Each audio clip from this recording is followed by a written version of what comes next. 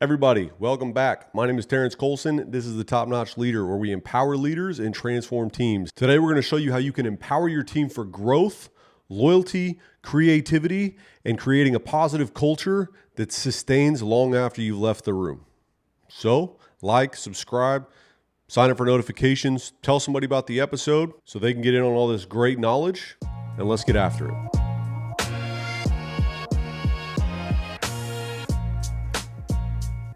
All right, so let's start by talking about what empowerment is. Empowerment is giving people ownership of their role and not just the responsibility of their duties. It's letting them own their results, letting them own their development. You're still developing them and helping with that, but they're really taking ownership of it. And then you're backing them up as they move through those things with trust. You are the steadfast one they can fall back on, but you're empowering them and you're enabling them to do great things and get better at everything that they do. When people feel trusted, and we've talked a lot about trust in the last couple episodes, they just act differently. When somebody feels trusted, they take initiative, they problem solve on their own. We talked about the problem solver, problem identifier, problem preventer. You get more problem solvers, you get more problem identifiers, and that's what you want. They also stop asking for permission or waiting for permission, and they start taking initiative. And even better, they'll start taking disciplined initiative where they're not just running off and doing things because they feel like it. They're aligned with what your goals and your end states are, and they're going to take initiative in that direction, which is great. But here's the thing.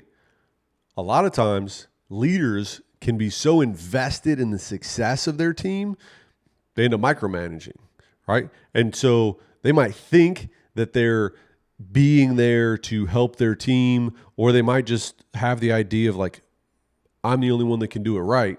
But no matter what your mindset is, if you're micromanaging, you're essentially like a helicopter parent, right? And nobody likes that. But also, it kills creativity because every time they have a thought, what do? You correct, you hover, you take control, right? And that's not productive. And it puts them in a situation to not want to be creative. It also can create a culture of dependency where they're like afraid to act unless they have your approval because they think in their minds that they can't do the thing correctly. And then you are, by second and third order of effect, really slowing the machine down when what you're trying to do is you're trying to make it work better. So micromanaging is not where it's at. And if you think you might be micromanaging, you could probably let the reins loose a little bit and you'll be just fine and see how far it takes you. One thing I had to learn over my many years of being in leadership positions and teaching other people how to lead is that empowerment can kind of feel uncomfortable because you have to give up control, right? But empowerment is not about being in control. Empowerment is about instilling confidence and having confidence in your team and their ability to do things. When a leader shows confidence in somebody's ability or their potential, more often than not, that person is going to rise to the occasion, especially if you're building a cohesive, high-performing team, and this is just part of the process. See, what often happens when people are put in that kind of uncomfortable position where they're at the fringe of their expertise, what's going through their mind is like, I don't want to let the leader down, I don't want to let the team down, and I definitely don't want to mess this up. And if you can go into it with the mentality and vocalizing like, hey, I think you can do this, and I'm excited to watch you prove me right, that's going to be empowering, okay? Think about any high-performing team, whether it's sports, whether it's military, whether it's like entrepreneurial, whatever. The teams that thrive are the ones that make their own success. They're comfortable with being uncomfortable.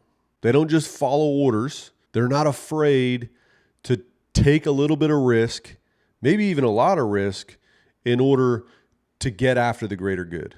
And that's really what you want in a team, no matter what sector or industry you're in. You want a team that can create solutions. You want a team that can prevent problems and just keep that train moving. You know what I mean? And that is why empowerment, more than just managing people, but empowering people, is so crucial. It's like putting gasoline on the fires of morale, engagement, retention, and again, creativity. Empowerment gives people a reason to to get invested beyond just earning a paycheck, no matter how good the paycheck is. But we didn't just say we were going to talk about empowerment today, right? We're going to talk about empowerment and growth. What I need you to know is that empowerment and growth go hand in hand. You can't empower somebody, but also mandate or expect them to just like stay in the same spot professionally or personally, right? The whole point of empowerment is to enable them to flourish so that they grow. And if you can couple empowerment with giving them tools for growth, now you're creating a recipe and things are cooking. You know what I mean? And if you're one of those leaders that's like, hey, I empower my people all the time, but I'm not really focused on their growth right now, you're probably under some kind of misconception, right? And I got to be honest with you, what's more likely happening is you're just applying more pressure on them, thinking that you're empowering them, but you're really not. And this is where words like toxic get overused, counterproductive gets overused. I'm not saying you're counterproductive or you're some kind of toxic leader because you're trying to empower your people. I'm just saying you might not be doing it effectively if you're not also creating opportunities and fostering an environment of growth for them professionally, right? So you want to make sure these are hand in hand because you cannot have one without the other. Growth without empowerment, you're literally saying like, it's like playing fetch with your dog, but keeping them on a leash and throwing the ball 50 meters away. Like it's not going to work, right? And then on the other side of that, growth isn't just about promotions, right? It's not just about, hey, let me put more on your plate. It's about progression. It's about learning new skills, stretching outside of the comfort zone. I like to think about a green on the golf course, right? If you can get them to play on the fringe, that is a sweet spot where there's a ton of growth that can happen in all kinds of realms. And then the benefit of growth is you get to get tangible results on like what you're doing and how you're developing. And that is super empowering, right? And that is like super motivating to people to continue to put more effort into that growth, which then results in increased productivity, right? As leaders, we got to ask ourselves a couple questions. One, what are the specific growth lanes that I'm giving my people? What areas am I actually allowing them to grow in versus being like, I encourage you to grow? That is not how we do that. You know what I mean? Two, are you as the leader creating space for them to fail safely, for them to experiment, for them to really learn through like doing things and getting some repetition in without the high stakes of like, hey, if you screw something up, you're going to ruin the whole company. And then three, are you creating an environment where they're challenged enough to develop and grow and evolve without feeling constantly overwhelmed? There's going to be moments of people feeling overwhelmed, but sometimes it's like, yes, we need that right now. But if that's, you got to manage those intentionally, because if you just let them be overwhelmed all the time, they're not going to grow. They're just going to get emotionally flooded. They're going to get cognitively flooded. And then like, you're not going to get any growth. You're just going to get burnt out. We do not want to burn people out. So one way that you can do some of these things, right, and find these balances in your own organization is being intentional about it. Now, like, I don't use this term, and you don't have to put an actual like label on it, but there's some things you can do where you like give somebody what you would call like a stretch assignment, where you know, hey, I'm gonna give you this. It's gonna challenge you a little bit, but at the end of the day, it's going to help you grow. It's going to help you develop. And sometimes you want to be explicit about that. And sometimes you just kind of want to let them have their time, put them in the sandbox with the other kids, let them learn, right? There's times to be hands-on. There's times to be hands-off. Depends on what lesson you want to learn, right? So I might take somebody that is at whatever level, and I might give them a project that would be kind of easy for that next level, but it belongs at that next level. So they're kind of uncomfortable. Maybe they're suffering from a minor imposter syndrome in the moment, and they feel like, oh man, I really need to make sure that I don't mess this up. But it isn't so challenging that I'm setting them up to fail. And that way, when they get the win, it just boosts their confidence and their desire to continue to want to learn and develop. Another tool is cross-training. We do this all the time in the military. This is a good way to, one, develop that kind of next man up mentality in your team where it builds the connective tissue and the support structure, and everybody wants to lean in and help each other out. But also, I might be super good at marketing. I might be super bad at some other area that's marketing adjacent. Or it's like I might be really good at financials and that's my job, but it would benefit me to understand how the money comes in. And so I'm going to do some cross training, say at the front desk or at the intake process for customers or whatever that looks like. When team members get to shadow each other, when they get to do cross training, when they get to interact on that level, they gain an appreciation for what everybody does. They increase their empathy within the professional setting. It creates a shared knowledge of what all the pieces need to do and come together in order to make the machine and the business run. It prepares people for future leadership positions, and it gives them healthy amounts of discomfort so that they can get better. When you do these things on a regular basis, what you're going to start to do is you're going to ingrain growth and, by virtue, empowerment into your culture. You're going to find that instead of people watching the clock at 4:57, they're going to start asking, hey, what's next? Like, what can we do? What's the next thing? How can I help? How can I jump in? Hey, can you show me how to do that thing? Because I think it's interesting and I might need to help you out one day. They're going to be more proactive about this stuff. And when you can sit back and you just kind of observe those things happening, that's when you're like, man, I'm doing my job. That feels good, right? You've done what you came here to do as a leader. Now, I'm not telling you let off the gas. I'm not telling you like you get to just coast now, but it's really a sign that you're doing your job as a leader. So that's great. So that's growth. We talked a little bit about empowerment, and now let's get into how we can actually action this stuff. There's some strategies that you can use this week to start empowering your team and stimulating growth. First, you can provide autonomy today. You just got to make sure that you're providing clarity with that. You can literally give somebody a longer leash or more direction as far as how much you want them to own on their own. You can delegate them at a higher level. And as long as you do it with clarity, you can watch that empowerment turn into growth that fast. All you got to do is make sure they understand what the expectation is. And then here's the trick. Let them decide how they're going to get there. I've talked before about my 3 key things that I try to stick to when I give people direction. End state, end date, hard gates. That's it. If I can give you that and just let you run with it, that's empowerment. And that's me providing some autonomy and allowing you to grow through that experience. What you got to realize is the what is your responsibility as a leader, okay? But the how can be this like playground of creativity. Now they need to color inside the lines, but you don't have to tell them which brand and color to use for every little piece of that plan. And I'm telling you, you will be amazed at the solutions they come up with when they're given that freedom and that trust. Second, try mentoring instead of managing. The trick here is you want to stop trying to teach them what to think and you want to try to teach them how to think. So instead of giving the answers to their questions, you can just respond to their questions with more questions that are designed to lead them towards the answer, but also empower them to find the answer and figure it out on their own.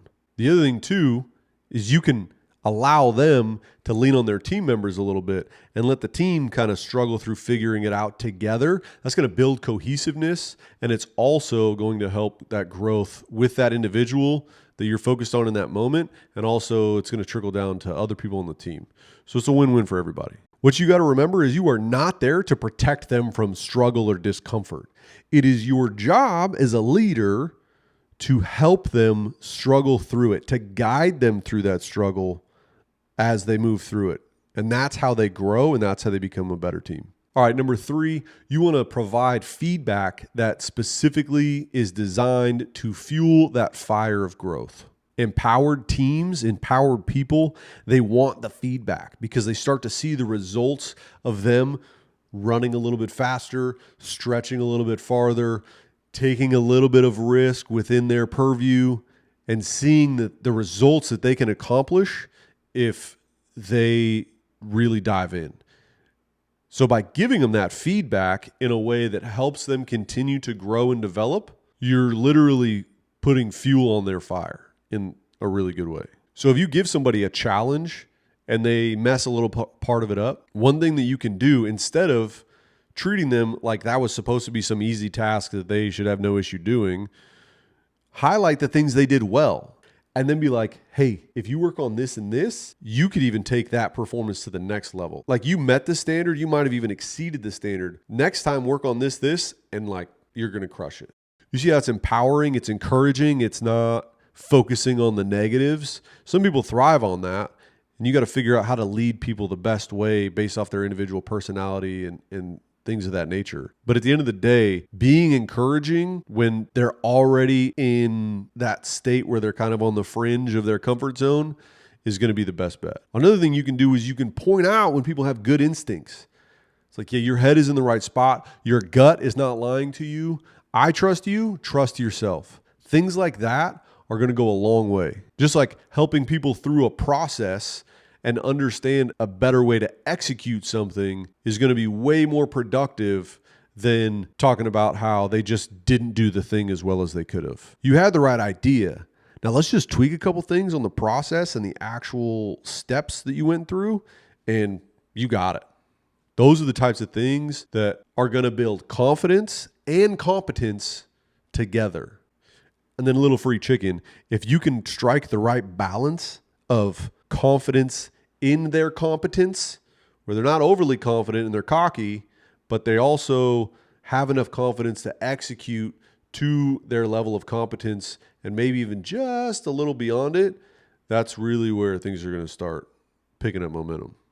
Something to think about. And the fourth thing you can do today is start to create a safe space for risk and failure. Now, I'm not saying you should take the 15-year-old who's on a work permit and spin signs for you on the corner and you let him run financials for a month. What I am saying is by giving people a little bit more lead and a little bit more of an opportunity to do things, knowing that if they fail, it's not going to have a drastic impact on everything else. You're going to create a situation where they can bounce back from that. So now they're more resilient and they're okay with having a little bit of failure in their lives, knowing that it's going to make them better in the long run. You want to create that space. One thing I've learned over the years, if you punish people for mistakes, those mistakes usually come from people taking initiative. And so they relate the corrections to them taking initiative. And then they stop taking initiative. That is not what you want. So be careful not to make corrections in a way that's going to come across like you're telling them not to take initiative. The other thing is when somebody learns something, you want to celebrate that. And that way the rest of the team can see, oh man, this is a place where like learning stuff is encouraged. I want to learn stuff. And then they'll go out and learn stuff. It's that simple. And I'm telling you guys, when people understand that failure is not fatal, they'll be willing to take more smart risks for the betterment of the team. And that's where innovation happens. That's where development of processes and increases in efficiency and effectiveness, that's where those things are born. So you want to cultivate that. So there's the four things that you can do today to empower your people and to instill and cultivate growth. But you got some responsibilities as the leader. So I want to go over those. The reality is empowerment starts at the top. If you want the team to take ownership, you got to take ownership. You have to model that for your team. So some questions you could ask yourself just to figure out where you're at in this process is like, am I hoarding all the decision making, or am I distributing the challenges in order to help other people learn how to make decisions and teaching them how to think and not just what to think? Another thing you could ask is, am I giving the why behind my decisions so that they can make their own choices that are naturally aligned with where we're going as a team? And then lastly, if you want to be brutally honest with yourself, which I always recommend, you could ask the question, am I investing in my people, or am I just trying to extract outputs and production? Because here's the truth. Your investment in your people is what's going to determine your long-term impact as a leader at that organization, at a different place in that organization, or just in general. Anyone can manage tasks, but few can develop talent. That's the difference between short-term success and long-term legacy. You got to get in the mind space, if you're not already, to play the long game. You got to figure out, where are we going to be in 6 months? Where are we going to be in a year? Where are we going to be in 2 years? Because what happens if you get the promotion? What happens if you get another opportunity somewhere? Or you decide to make a career shift, or something happens? What's going to happen to that team? Now, if you're no longer on that team, I'm not saying you need to lose sleep at night, but you need to be thinking about that future while you're in the position. It's something that you're charged with, even if it's not in the contract. That's how you make great teams. When you invest in your team's growth, you're not just developing individuals. You're multiplying the leadership capacity in your organization. All right, let's bring it home with a few actionable steps. Cool? All right, step 1, you're going to find somebody on your team who's ready for a little bit more. Then you're going to find a task, and you're going to give them that task. Step 2, you are going to set up a coaching check-in. You could call it whatever you want. You're going to ask them what support they need. You're not going to focus on what they're doing wrong. It's a check-in. It is not an opportunity for you to check them. You know what I'm saying? And then step 3, you're going to look internally. Are there areas where you might be over-controlling or micromanaging on accident or micromanaging on purpose? And then ask yourself, what would happen if you trusted somebody else to do just a little bit more? I bet you it's not going to be negative. It's probably going to be a positive thing. So as we wrap up, I want you to remember this. When people feel empowered, they grow. When people grow, the team succeeds. And when the team succeeds, you as a leader have a lasting impression. Empowerment and growth are not buzzwords. They're like building blocks for long-term success. The more you invest in your people, the more they'll invest in the mission. So that's it, guys. This stuff is not super difficult, but it is super impactful. So please unpack this, go through and take notes. I encourage you to take the action steps that we talked about today. This has been the Top Notch Leader. I'm Terence Colson. Please like, subscribe, sign up for notifications, do all that stuff. If somebody that you know could benefit from this, please let them know about the episode. Let them know about the podcast. We want to get out to as many people as possible. So until next time, keep empowering, keep growing, keep leading from the front. Thanks.